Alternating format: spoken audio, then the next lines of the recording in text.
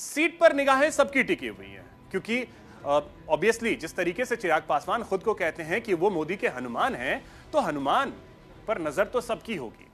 सबसे high profile seat में से एक है। हाजीपुर में 5वें चरण में मतदान होना है 20 मई को। आज नॉमिनेशन करने के लिए चिराग पासवान गए, तो अब यहां हाजीपुर में एनडीए के उम्मीदवार के तौर पर लोक जनशक्ति पार्टी रामविलास के राष्ट्रीय अध्यक्ष चिराग पासवान, वहीं आईएनडीआईए अलायंस की ओर से आरजेडी ने शिवचंद राम को यहां मैदान में उतारा है।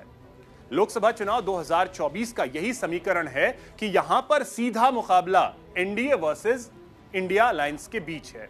लोक जनशक्ति पार्टी रामविलास और आरजेडी के बीच यहां सीधी टक्कर है। अब यहां से थोड़ा सा आगे बढ़ते हैं और आपको थोड़ा सा कास्ट इक्वेशन भी यहां का समझा दें। 1980 से दो चुनाव को अगर छोड़ दिया जाए तो हाजीपुर में लोजपा का परचम लहराता रहा है। हाजीपुर के सियासी समीकरण से आपको रूबरू करा रहे हैं, तो हाजीपुर के जातीय समीकरण की अगर बात करें तो इस क्षेत्र में हिंदुओं की आबादी काफी ज्यादा है। यहां सबसे ज्यादा 2,75,000 वोट जो हैं वो यादव जाति से आते हैं। करीब 2,50,000 पासवान वोट है, जिस पर लोजपा की निगाहें हमेशा होती हैं, और इतने ही संख्या में राजपूत जाति के भी वोटर्स यहां पर हैं। करीब 2 लाख मतदाता वैश्य और अन्य जातियों से यहां पर आते हैं। भूमिहार वोटर्स की बात करें तो इनकी तादाद भी हाजीपुर में लगभग 1.5 लाख है। 1.25 लाख कुशवाहा वोटर्स आते हैं। कुर्मी और ब्राह्मण मतदाताओं की संख्या लगभग 1.25 लाख है। हाजीपुर में मुस्लिम वोटर्स की अगर तादाद कहें तो वो लगभग 1,65,000 के करीब है। वहीं 80,000 वोटर रविदास जाति से आते हैं। जैन वोटर की बात करें तो उनकी तादाद लगभग 55,000 है। ये हाजीपुर में वोटों का समीकरण है। जातीय समीकरण अगर हाजीपुर की कहें तो वो ये है, और बीजेपी और लोजपा अगर साथ आती है तो अगड़ी जाति के वोट और पासवान वोट जो है वो पूरी तरीके से शिफ्ट होता है लोक जनशक्ति पार्टी की तरफ। और यही वजह है कि बीजेपी हमेशा चाहती है कि लोक जनशक्ति पार्टी जो है वो साथ रहे बीजेपी की। ये बात हुई बिहार के हाजीपुर की। अब लिए चलते हैं आपको उत्तर प्रदेश। उत्तर प्रदेश में कांग्रेस को लेकर जितनी मुंह उतनी बातें।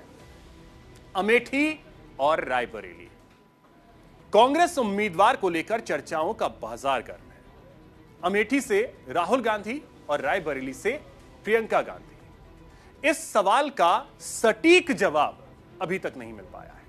हालांकि अटकलें लगाई जा रही हैं कि राहुल गांधी अमेठी से फिर से चुनाव लड़ सकते हैं और प्रियंका गांधी रायबरेली से मैदान में हो सकती है। दरअसल सियासी गलियारे में अटकलों के बीच गांधी परिवार के वकील केसी कौशिक रायबरेली पहुंचे। उन्होंने गांधी परिवार के नामांकन का काम वो हमेशा देखते रहे। ऐसे में कयास फिर से तेज हो गए हैं कि यहां से राहुल या प्रियंका चुनाव लड़ सकती हैं। रायबरेली और अमेठी में 20 मई को 5वें चरण में वोट डाले जाने हैं और 3 मई की तारीख है, यानी कल की जो तारीख है वो नामांकन की आखिरी तारीख है। लेकिन कांग्रेस में अभी भी पशोपेश की स्थिति बनी हुई है। कांग्रेस के सूत्रों का दावा है कि अमेठी और रायबरेली सीट से राहुल और प्रियंका चुनाव लड़ सकते हैं। कौन किस सीट से लड़ेगा फिलहाल यह तय नहीं है। अमेठी और रायबरेली कांग्रेस की पारंपरिक सीट रही है। 2019 में हालांकि अमेठी से राहुल गांधी हार गए थे। रायबरेली से सोनिया गांधी जीत गई थी, लेकिन अब सोनिया गांधी राज्यसभा जा चुकी हैं। लोकसभा चुनाव से इन पहले राज्यसभा के रास्ते वो संसद पहुंची है। सोनिया गांधी की सक्रियता राजनीति में धीरे धीरे कम हो रही है। सबसे ज्यादा यह चिंता की बात है कि पार्टी सोनिया गांधी का उत्तराधिकारी नहीं ढूंढ पाई है। स्मृति ईरानी ने बीजेपी की ओर से अमेठी से पर्चा भर दिया है। रायबरेली में बीजेपी कांग्रेस कैंडिडेट के ऐलान का इंतजार हो रहा है। हां, सूत्रों के हवाले से कुछ खबर ऐसी भी आई कि राहुल गांधी रायबरेली से चुनाव लड़ सकते हैं। अब देखिए, इंतजार तो करना होगा थोड़ा सा कि आखिर कैंडिडेट कौन होगा, क्योंकि नामांकन की अंतिम तारीख कल 3 बजे तक की है।